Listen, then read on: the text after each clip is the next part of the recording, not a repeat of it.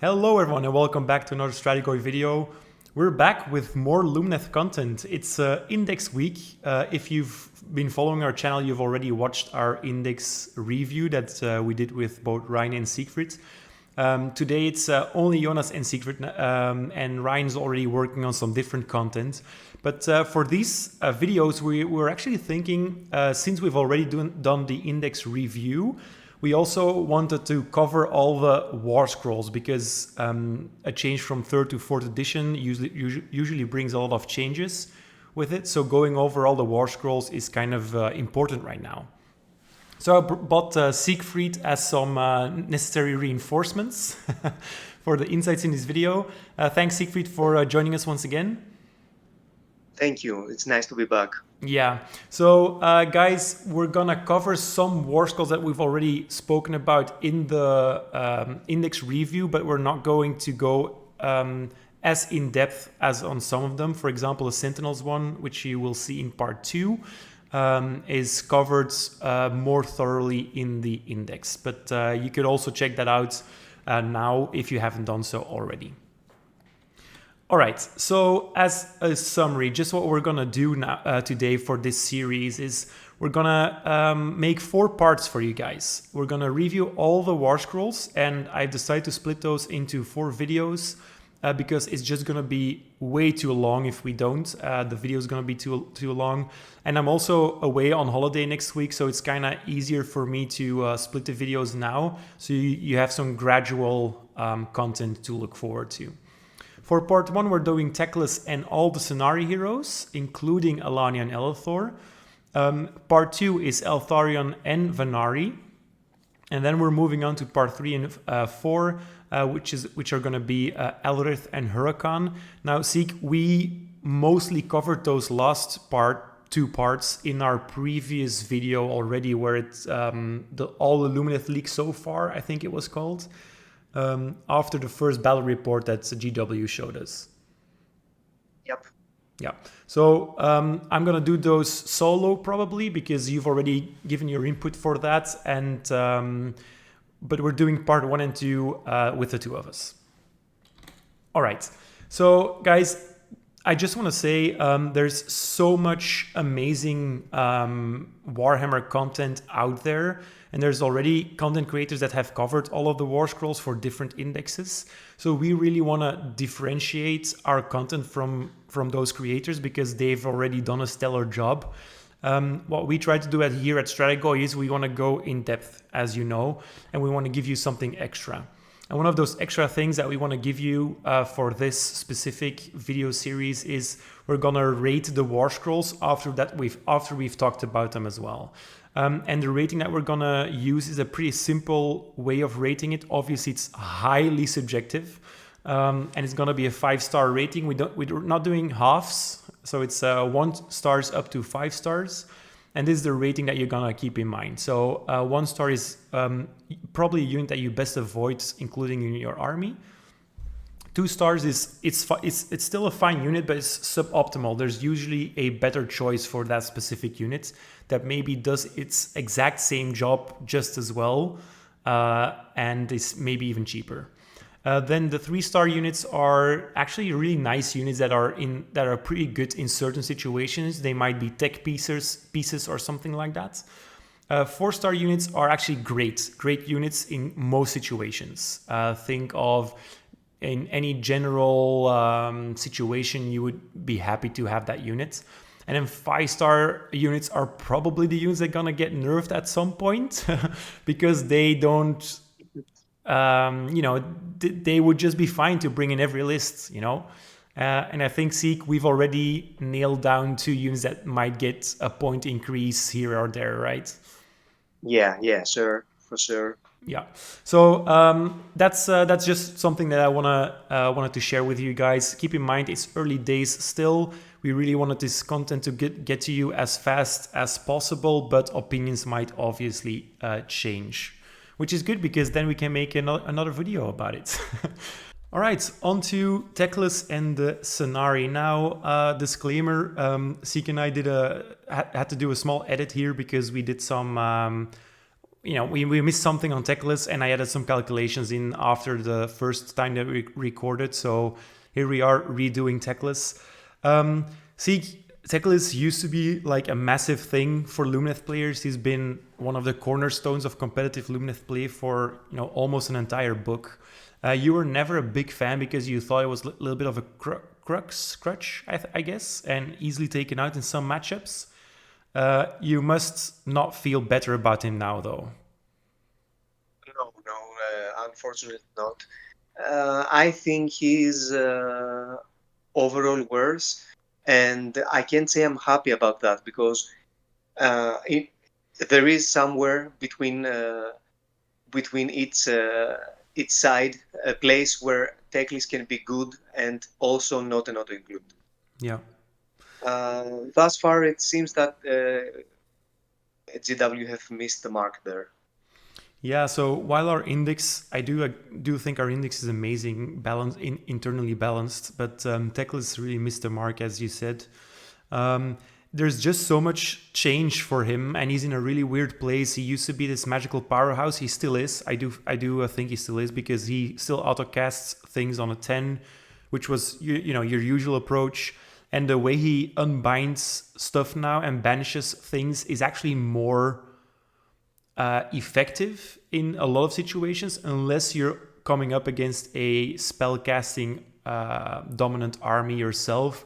Then you're running out of banishments or unbinds at some point. But overall, I think, especially in a game where everyone gets free manifestations, I think the Archmage ability and allowing you to just auto banish something on an 8, which auto unbinds everything at this point or banishes everything at this point, is actually pretty powerful. But he did lose a lot of spells. He went from his 22 spells to let's see here, 3 from our Lord, 3 from the manifestation, his own spell, and that's it. So 7 spells. So yeah, pretty rough. He gained a 5-up ward because he lost his 5-up ward spell, but his save went down. Very surprising, to be honest. Went from a 4-up to a 5-up save. All of the other stuff mostly, remained the same or actually got worse. He's in this very weird play seek where he gives +1 to casting rolls for Lumineth Realm-Lords only within 12 inches. But there's not so many units anymore that actually needs that kind of spell assistance, because all of our Venari units have lost their spell casting except for the regions. He can cast a lot of spells, but there's actually not that much to choose from. And he has this weird Rampage ability, which is basically just a roar ability against one unit. But he doesn't want to be in combat at all, even less so than before. So from what we've understood from the people that have actually played against him, he's actually a manifestation machine right now. He slings a lot of spells, obviously, and you can do quite a lot of damage with that. And with the Storm of Searing White Light.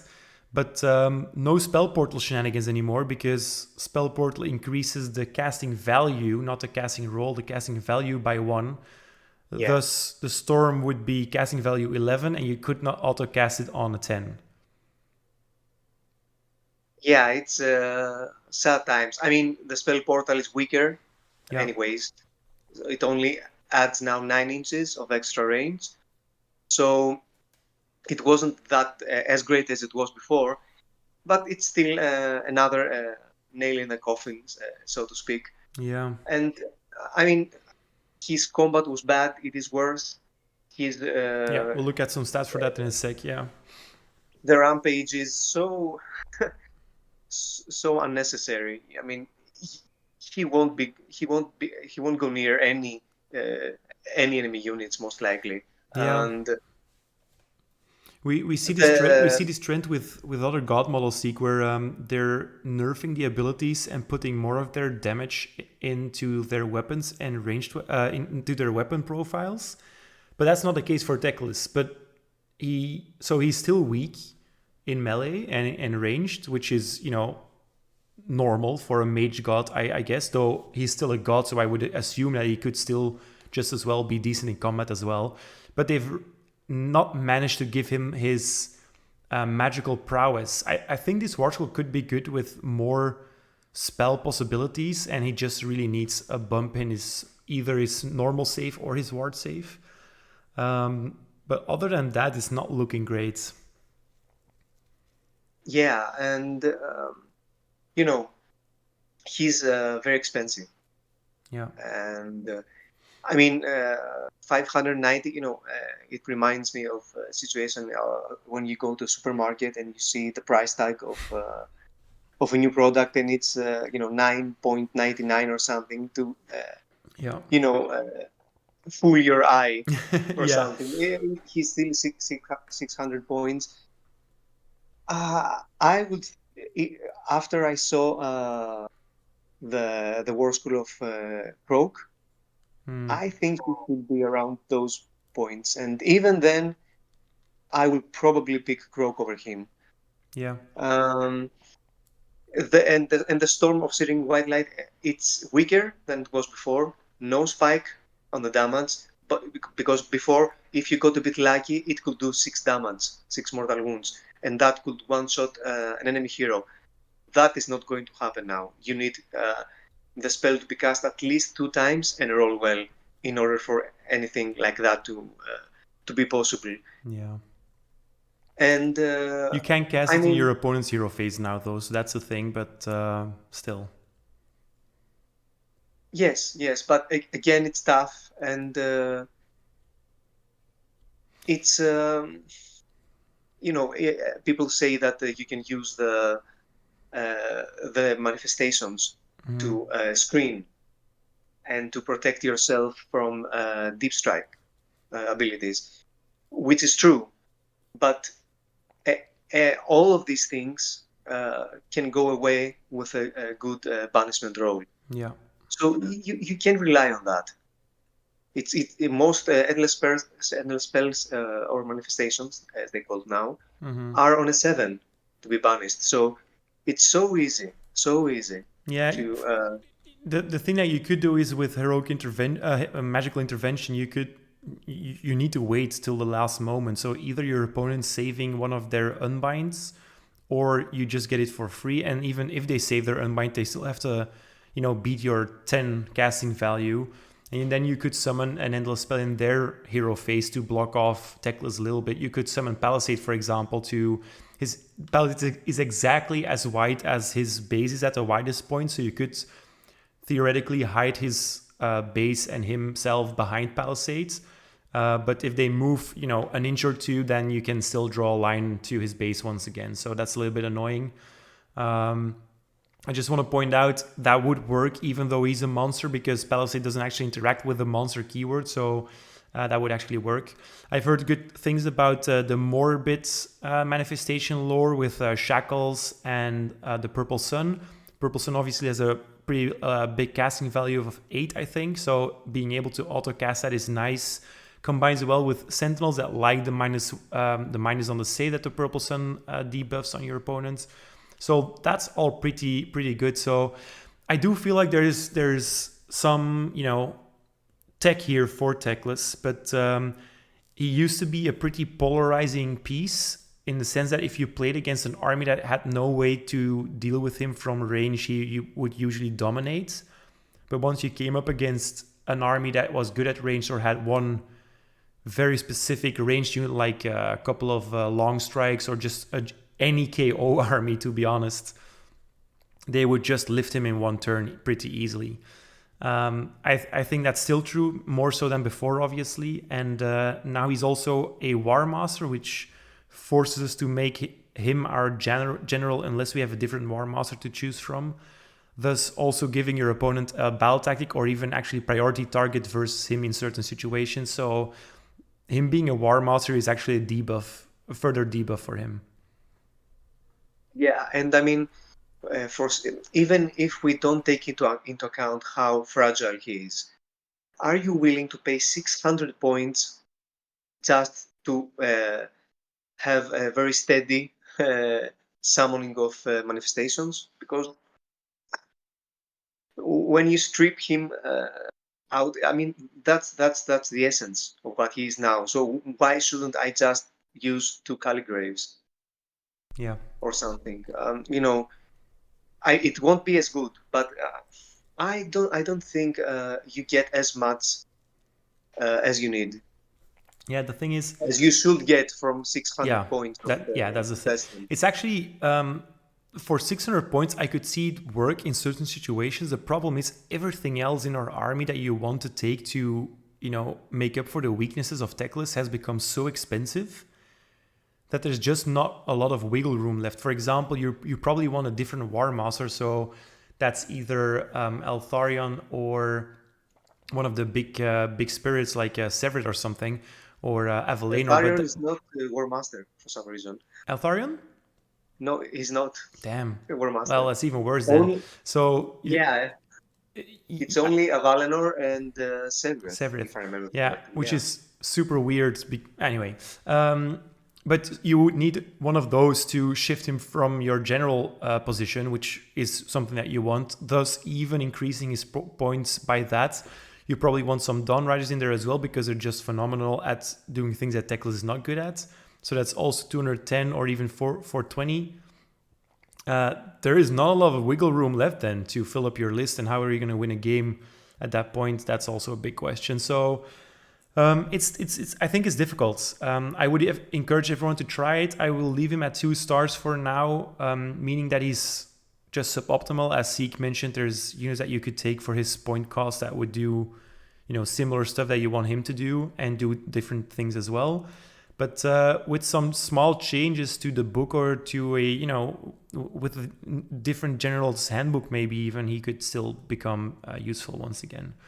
I've quickly included one extra slide here for just to show off how terrible his melee damage actually is. So keep in mind, this is a god character, you guys. So a god character that you pay 600 points for. If you want to use his rampage, he needs to be in melee. I calculated his range shots in here as well, if you need to see that. But if he comes up against a 4+ save, which is pretty average, he's dealing 5 wounds in melee. So he's taking off 5 health as a 600 point model. Yeah, it's pretty bad. Yeah, and even if you add the mortal wounds that he does from his spells on top of that, let's say he does 3d3 mortal wounds on top of that, that's another 6 damage on average. Seek with a ranged weapon, that's still only 13 wounds versus a 2-up save for 600 points of nothing. So yeah, rough. Yeah, I mean, it's I think it's one of those things that we need a battle tome. Yeah. We're a bit down on him so far. I hope we come around to it at some point, and we change our opinion on him. But so far, I think I'm just playing him friendly games. Yeah, it's not like he's unplayable like let's say the ballistas. Yeah. But he's not the optimum choice for sure. Yeah. Okay, let's move on to some nicer war scrolls with Elania and Elthor. So Elania and Elthor, Ryan and I already covered this war scroll in our faction focus, but we'll get to it once again. So 280 points, quite a step up from their previous point costs. But I still think they're still worth it for 280. You would agree, I assume. Yeah. They're actually mini Teclis, right? Like a better Teclis. Yeah. They fill so many roles. They are Vanari, they are Scinari. You can bring any Lumineth. Yes, this is crucial. Yeah. This is crucial. They can be your 2-cast wizard. They can be your DPS unit. Yeah. Total Eclipse, while it has lost many of its teeth, it's not biting as much as before. It's still good enough. Yeah, and I think it's actually really bad. That should definitely be at a 6 to cast, but Yeah, I mean at least 7. I mean 8 is okay. Let's not be grumpy, okay? Yeah. But they also get the -1 to hit from the Vanari facet of war. which is Amazing. awesome. They can pair up with Blade Lords, Yeah, spoilers. who are perhaps most likely our best infantry. Yes. And so I see they're the most value for money, versatile hero we can bring at the table. Yeah.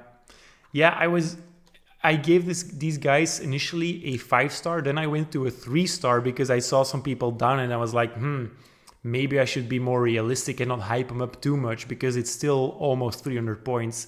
But then you told me like at least make it a 4-star. So I just think that they do everything well that you want them to do. They're flexible. The fact that they can bring any units, so like for example, Dawn Riders, you don't have to pay the Regent tax or the Bannerblade tax. Not that the Bannerblade's bad, but you know what I mean. Yeah. The flexibility is just endless, especially if you're thinking like they can teleport whenever they want now. There's no rolling for it anymore. You just have to deal a wound, or you have to slay a model. Sorry, that's it. You have to slay a model. So yeah, I rate these guys quite highly as well. I actually included a comparison between for Elania and Elthor versus Eltharion, which we will see in part 2. But Eltharion doesn't really come out on top quite a lot. He does fine up until turn 3 or something, and then he's just outclassed in most respects. So yeah. Yeah, it's sad times for Eltharion for many different reasons. Yeah, I mean, Elthorion is still pretty good, and he's more reliable than Elania and Elthor. I just want to get that out there. But for 30 points more, you have a 1 or 2 cast wizard with a teleport, a 4-up ward if you want him to, and massive spikes at the end of the game, because these stats are only showing turn 4, not even turn 3, where the damage from Altairi goes up to 7, I believe. So, yeah. Yeah, it's. I mean, Eltharion is one of the war scrolls that can be fixed with reduction in Yeah, points. I So agree. it's not that he's that bad, but he's not 250 points good. Yeah, yeah. We'll talk more about Eltharion in part 2, but we've already discussed him in the Endix as well because it was a war scroll I really wanted your and Ryan's take on. So we'll not hang around too much on this slide. All right, on to the Caligrave if you're fine with that. Sure. Okay, so the Caligrave, 150 points, and at first I was like, sure, but he's growing on me, and you were actually quite hyped about him. Do you want to tell us why? Yeah, I mean, one of the most important things in a game of dice is not having to roll to get your good stuff. So his ability is extraordinary. Yep. Being able to cast a manifestation on an unmodified 8 is so great. I mean, even if the opponent manages to unbind it, it's a win. You don't roll. You can do whatever manifestation you want. You will automatically succeed. None of the manifestations have 9 difficulty, not even the incarnate. And you can also do it in the opponent's turn, and it will still be an 8, which is really hard for most wizards to do. So I think perhaps 150 points is a bit on the steep side, but I think he will be really valuable. I completely Especially agree. if you want to lean on the manifestation, and why we shouldn't lean, because we only have 3 spells in our main lore. So. Yeah, and I just quickly want to point out a tactic that Agaroth from the Discord talked about that I've also mentioned in the index review. But this guy could actually summon the Sanctum of Amentok, guaranteed in your face. You encircle him with the Sanctum and you put him right in the back corner of it, and then when your opponent can't come as close as they would normally to the Caligrave because the Sanctum counts as his base size. So they need to stay 3 inches away from that. And then after your opponent is done moving, you redeploy, maybe even with the Grand Strategist's heroic trait, to at least redeploy 4 inches. And then you're moving outside the Sanctum breaks, because once you move, the Sanctum breaks. He moves back, and you actually gain all that distance that the Sanctum made for you. And you also gained at least 4 inches from your redeploy. So I think there's some real gimmicky things you can do with him. So that's why I'm feeling like 150 might still be fair in certain situations. Yeah, for sure. There are many things that you can do when you have something that is reliable. Yeah. And Purple Sun with Sentinels, for example, is also so juicy, right? Yeah, I mean, the sky's the limit. Yeah. You can auto cast any of the manifestation in your in the lore you have chosen. So I think there is gas in him. He may be at sometimes a better choice than even the Lightener. Yeah. In terms of non-named heroes. Yeah. Okay. On to the Cathalar then. She went through a very big change because the Battle Shock is gone, obviously. So now she has Darkness of the Soul as an ability, so not a spell even. You pick an enemy unit within 12 inches, and on a 3+, you subtract d6 from a target's control score. And then it also allows you to ignore negative modifiers to your control scores wholly within 12 inches. At first, I really have to say, Sieg, I felt like this was a two-star scroll. 6-up stave still, 1 cast wizard, no interesting war scroll spell, and then the control is just like such a weird thing to rate. But then Ryan told me that the playtesters actually mentioned that affecting a control score in a game actually has a huge impact on the game. It comes up big, apparently, quite often. So that's why I gave her a 3-star. Would you agree with that, or do you feel like she's more of a 2-star scroll? I think she's more of a 2-star. The reason is her ability looks great, but it's too much RNG. You know, you have to roll a 3-up, and then you have to roll a d6, which may be 1 or 2 or 3. Which, I mean, it may make a difference, but you can't rely on it. Yeah. You can't rely on this to get your battle tactic. Yeah, this is the problem. I would do away with the 3+ because you're already rolling a d6 and you might just roll a 1. You know what would make it feel better on a 3+ if it said end of any turn instead of your hero phase. Yes. Because then you have that threat, right? She's like, oh shit, I mean, within 12 inches of a Cathalar, she might actually take the control away and I still won't have the objective. And then you have this interesting interaction. But now she's just plain boring. Yeah, or if it was like on a 3, subtract 4. Yeah. I mean, it will still be based on luck, but it will be a bit more stable. Now it's okay. So if it may be useful, you can plan ahead with this. Yeah. And the Absorb Despair, if it was 18 inches, it will be great.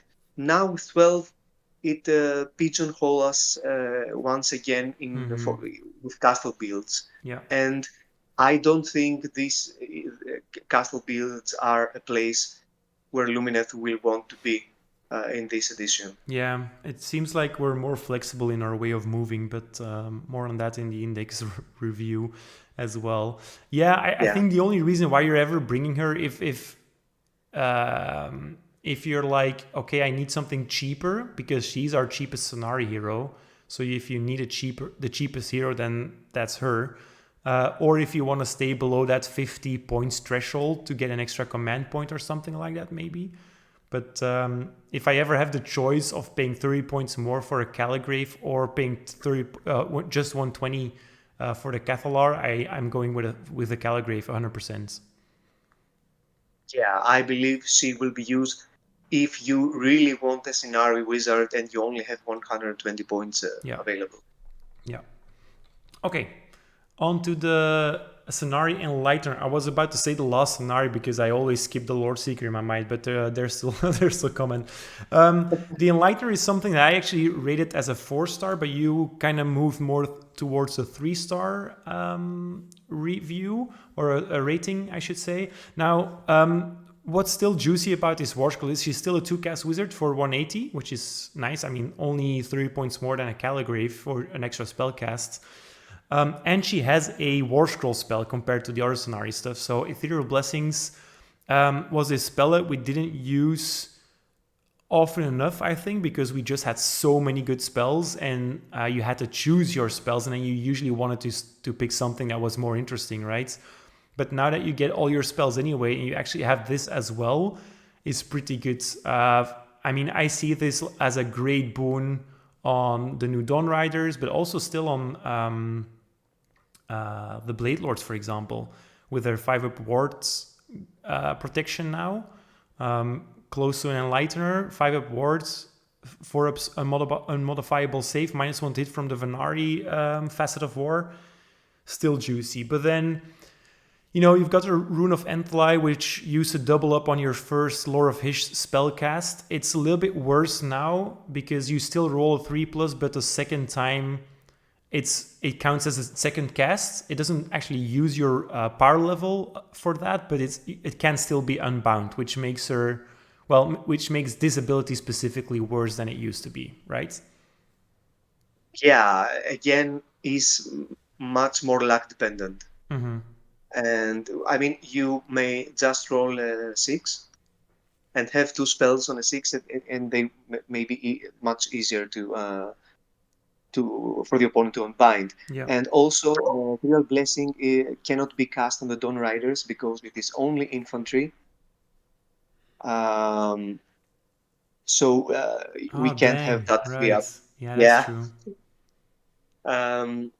It's only for infantry. It's still great because before we another reason that we didn't use Ethereal Blessing was the fact that we had Ether Chords and Mystic Seal. Yeah.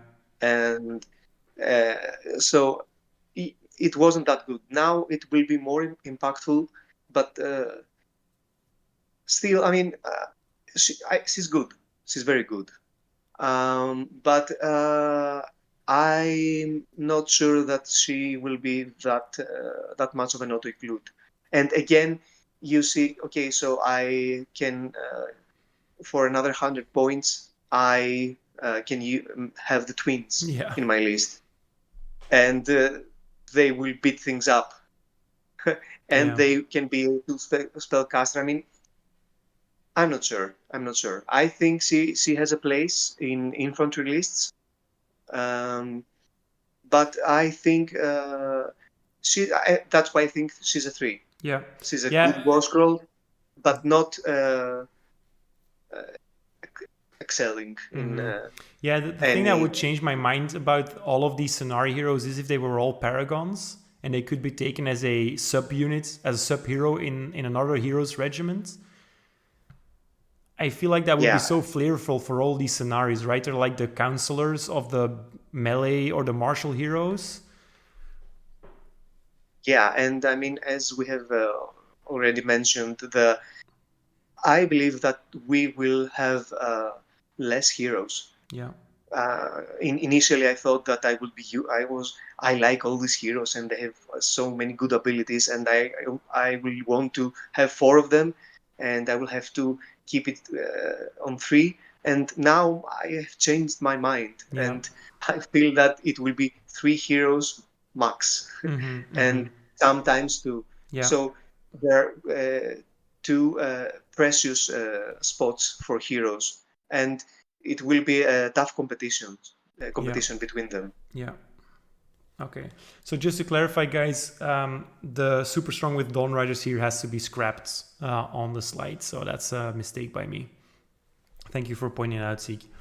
No worries. There's just something about, doing all these write-ups. And I mean, I spent 3 hours on this PowerPoint alone, but then you see Ethereal Blessings and you think that you understand what's it going to do, right?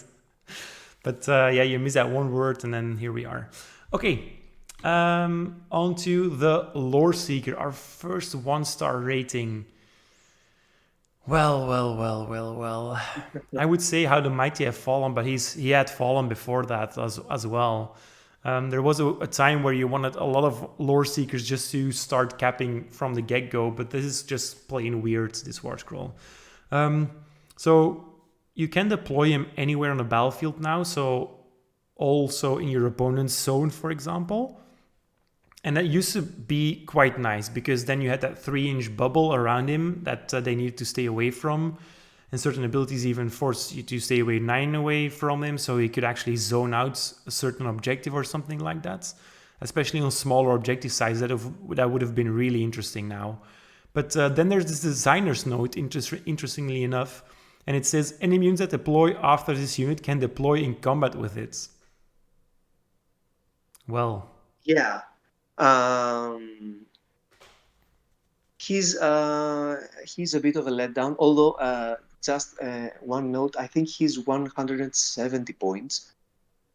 If I remember correctly, but I mean it doesn't make much of a difference really, because either way, he's just too expensive, and while it seems that he has a clear role, I mean, why would you risk those 170 or 180 points on a guy that will die horribly very soon?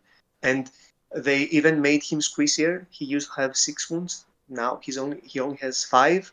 He used to get +1 save if he was 9 inches away from friendly units. That is gone too.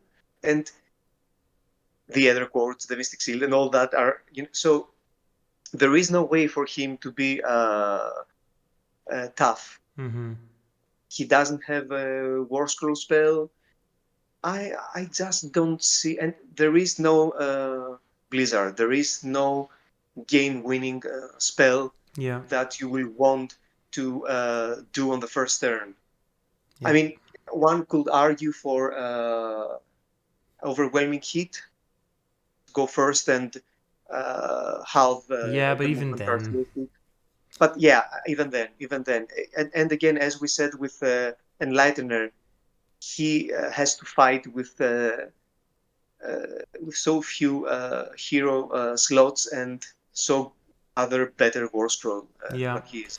Yeah, and he feels a bit Slaneshi battle trait-ish in a sense that it's actually better for your opponent than for yourself, because there are a lot of grand strategies and abilities that trigger now on things that the Lore Seeker would want you to do. For example, if you're putting on an objective early, then your opponent can just easily do that battle tactic where they need to take one objective from you and take one from themselves, especially if you deploy him in your opponent's zone. He's such an easy target. Maybe you even put him in your general regiment or something like that, and he's even an easier battle tactic. So there's just so many things wrong with the way he works now, and this war scroll is only ever going to be useful if there's a reason to have, a spellcaster in your opponent's zone. Maybe at best, I could see this be useful for a manifestation of some sort.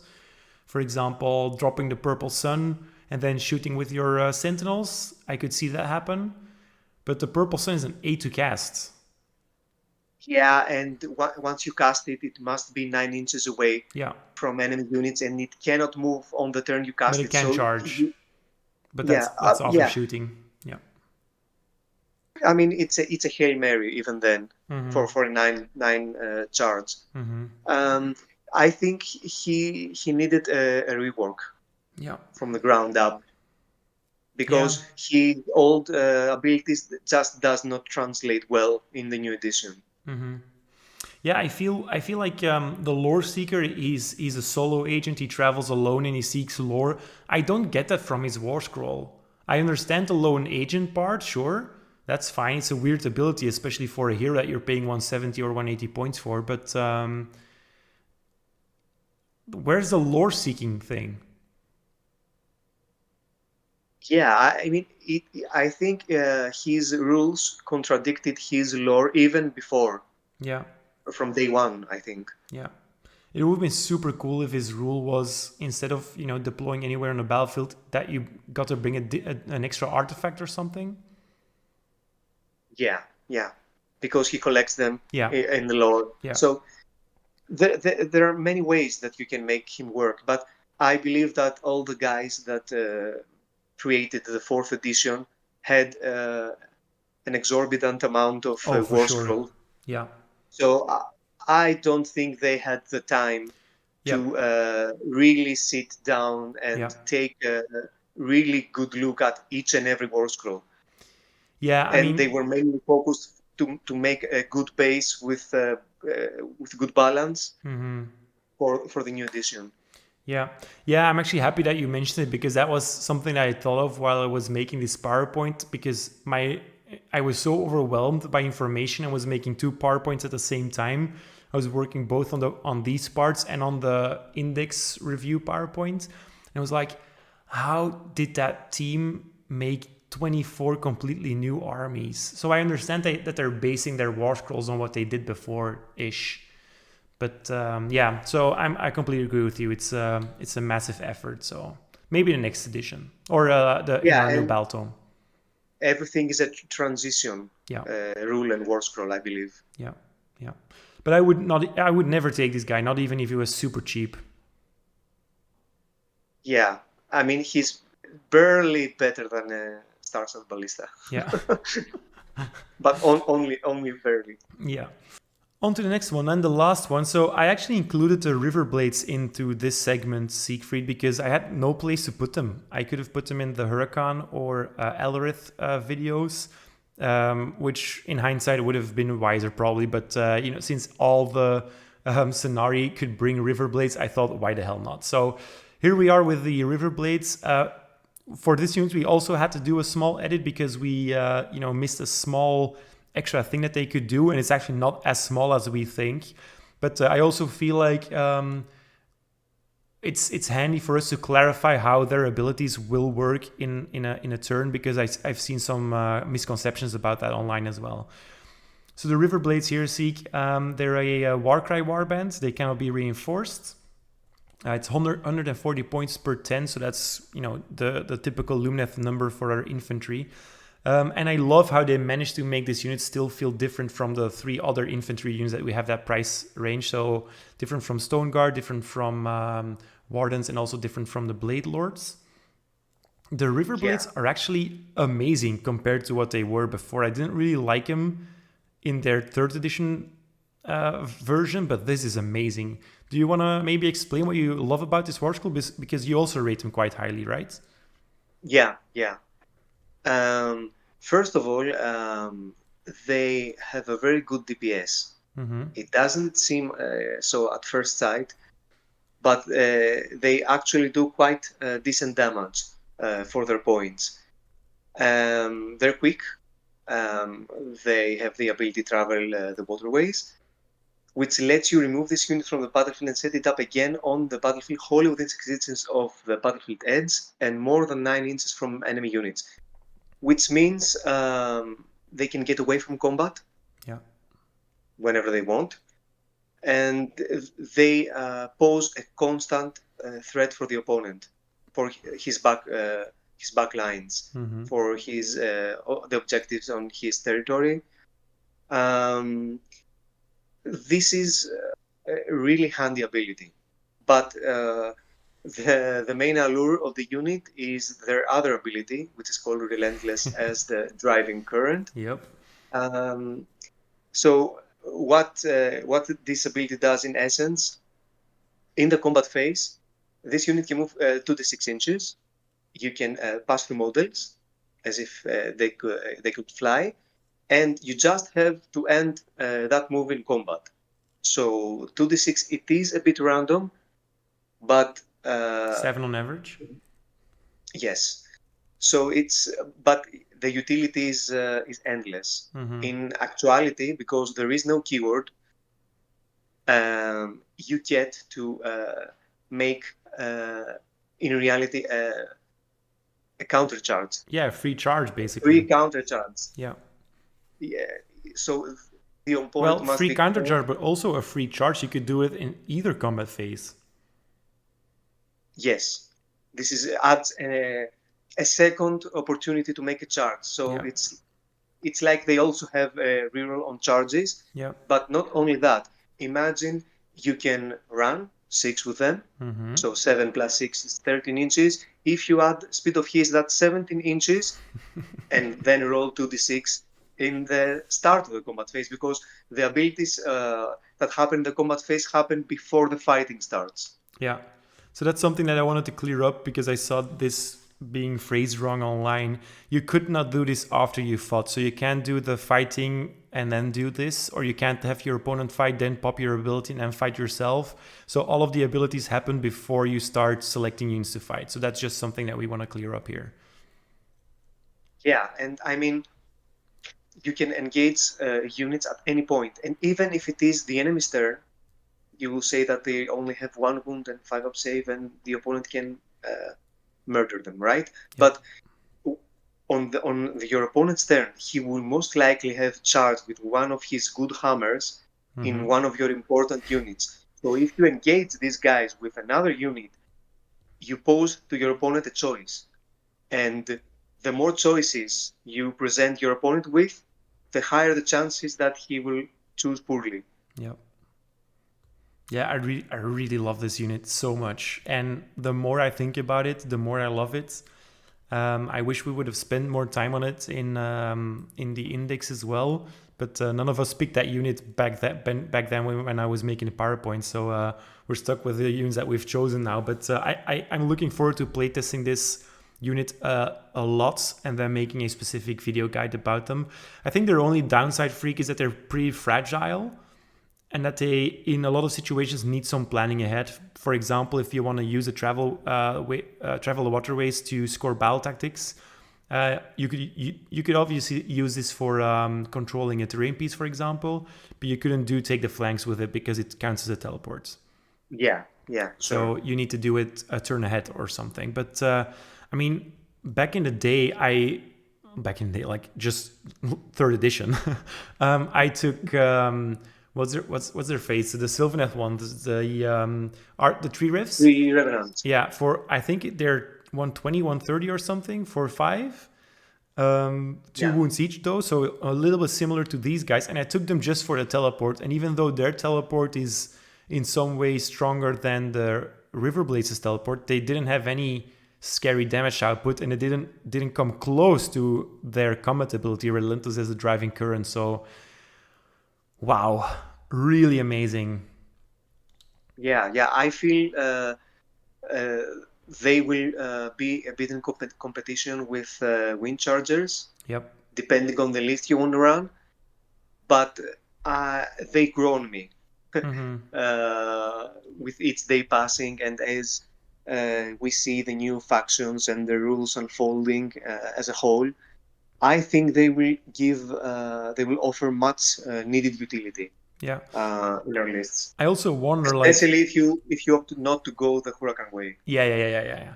I also wonder if the Relentless as a driving current is gonna, if the Ydrilan Temple actually comes out, I don't think this unit will still be it won't be this unit. I think it'll be a different unit. You think so as well, right? That I feel that the normal quote unquote Riverblade unit will be the guys with the armor, and they will be 5 on the box and something 2 wounds similar each or something. Yeah. But I do wonder whether their Relentless as a driving current is going to be their, their sub faction ability, and I hope it's not going to become a facet of war, because then we're going to have to choose even more between what we're already doing, and that's going to make it difficult. I love that this unit requires no help whatsoever. They're just a solo piece. They do everything they want to do by themselves. Yeah, well, and I mean, if it becomes a fast war, I feel it will be replacing Power of His. Yeah, maybe. Which is not going to be such a huge loss in my opinion.